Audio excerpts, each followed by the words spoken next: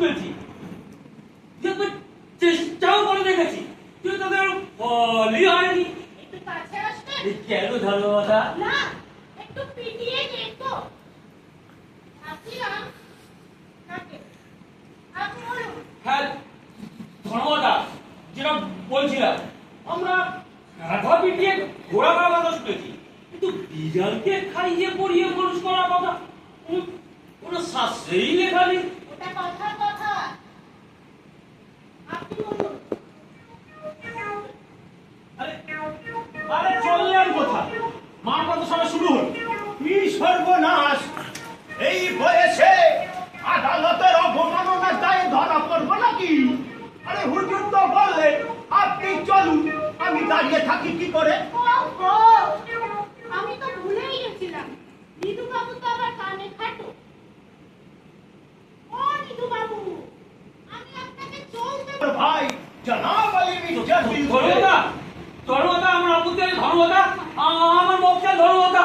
কতবার ধর্মকথা না বললেও চলবে সিধু বাবু।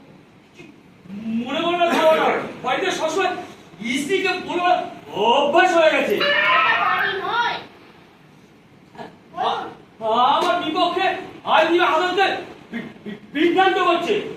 আবার ধর্মকথা? বলুন। হ্যাঁ, বিড়ালটি মোটেই সাহেবানি একার নয়, তারপর? দুই ভাইয়ের এরমানি সম্পত্তি। বিড়ালকে সম্পত্তি বলা যায় কিনা সে বিষয়ে ৩৩৩ ধারা অনুসারে পরিষ্কার করে কিছু লেখাই নেই। আর কিছু বলার আছে আপনার? হ্যাঁ, বিড়ালটির বিষয়ে সাহেবানি কথায় শেষ কথা নয়, ওরা আমার মক্কেল জনাবাড়ির কথা সমান গুরুত্ব দিয়ে বিচার করা দরকার।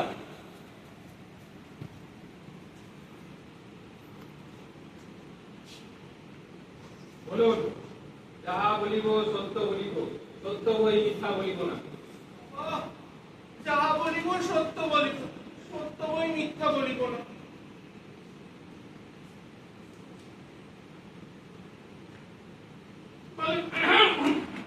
বলুন, যাহা বলিব সত্য বলিব, সত্য বই মিথ্যা বলিব না। যাহা বলিব সত্য বলিব, সত্য বই মিথ্যা বলিব। ও আরে 14 ঘন্টা হিসাবটা কে ধরবে? ওই ঘন্টা নিয়ে তুমি ঘন্টা বাজছো? মুখ সামলে। এই হাত সামলে। কে আছে? এই দুটোকে এখনই হাতে পড়ে দিন। আর হবে না, আর হবে না। এবার আমি তো মাফ করে দিই। বেশ, মনে থাকে যেন। তোমরা এক কাজ করো, বিড়ালটা কেমন করে গান। আমাদের মিনি আবার উল্টো পাল্টা লোকের সামনে গান গাইছে। খবরদার! এই, এটাকে এখনই ফাঁসিতে লটকে দে তো। হুজুর, আমি কি বললাম আর আপনি কি বুঝলেন? আমি তো ওই নিধু বাবু তার কথা বলছিলাম।